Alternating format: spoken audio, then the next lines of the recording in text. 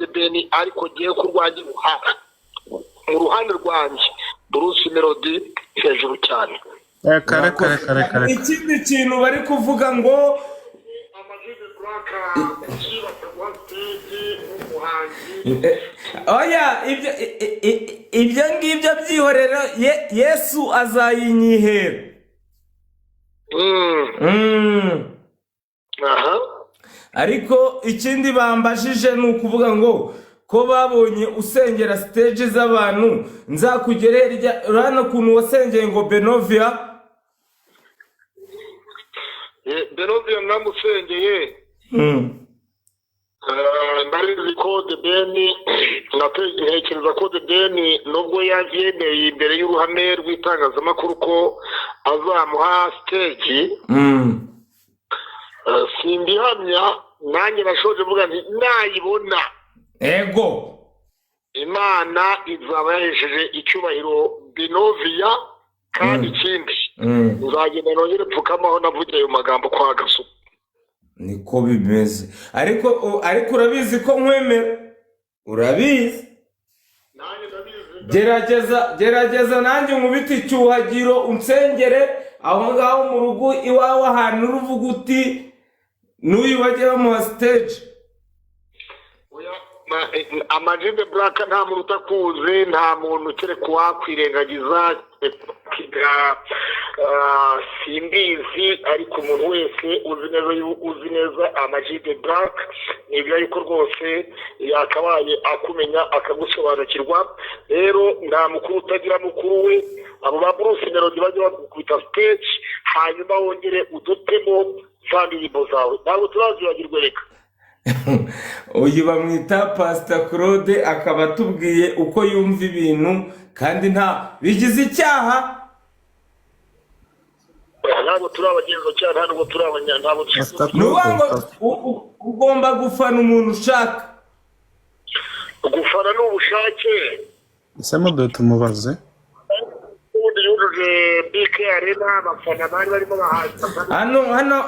abantu bari kuvuga ngo barashaka kukubaza nzajya nsubiramo ibyo bavuze cyangwa nimba nawe uri kuvuga kuri live Pastor Claude ntago ukoresha TikTok ngo uze kuri live oya umuntu mutumiye agomba gukoresha ukuntu bimeze ninde ushaka kumubaza ese Pastor Claude ashingira kuki avuga ko Melody ari umuhanzi mu gihugu cy'u Rwanda yirengagiza The Ben ese yaba yirengagiza ibihe The Ben yataramiye abanyarwanda inkoramutima kandi n'umuhanzi w'umwaka imyaka imboze ko zaciye agahigo ayoboye The Ben mu banyarwanda ayoboye The Ben izina The Ben kumubaza yakumva yuko indirimbo za Bruce Melody tuzahora tuzumva no mu bukecuru wakumva ko inyuma uri umukecuru koko n'ibinyabyo byose twumvize turi n'abakecuru ariko mureke asubize ntabwo The Ben twamwirengagije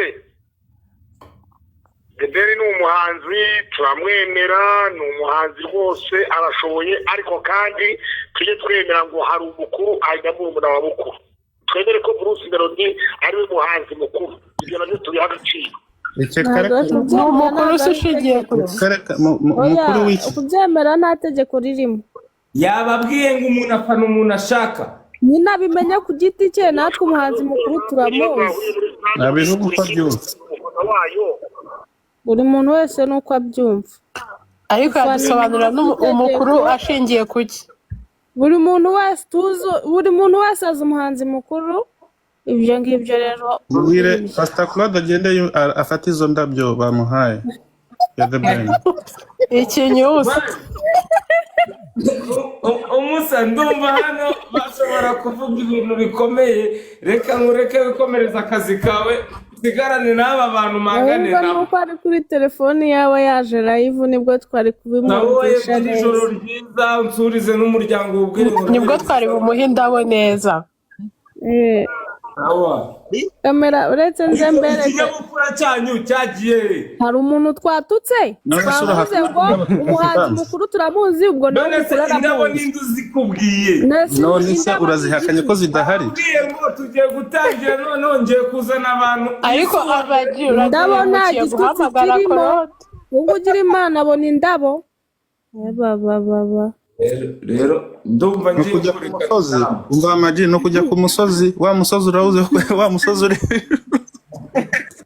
nyine buri muntu wese avuga uko abyumva niba afana melody akaba yumva ari muhanzi wa mbere ibyo biramureba natwe nimba nanjye arimo mfana Beni niwe muhanzi wa mbere ahubwo nzi mu gihugu nuko bimeze reka mpamagare undi mugabo nkunda cyane avugisha ukuri nawe ahubwo icyami nk'ubu ngubu nkagira amahirwe melody akagaruka ubu ndumva mfite neto namugarura kuko yatubaze yabazi iki ko twamubagira ibisiga ahubwo njye yaje nta network ihagije mfite wagira ngo yari yamyutingiye network umuntu araza network akabura bora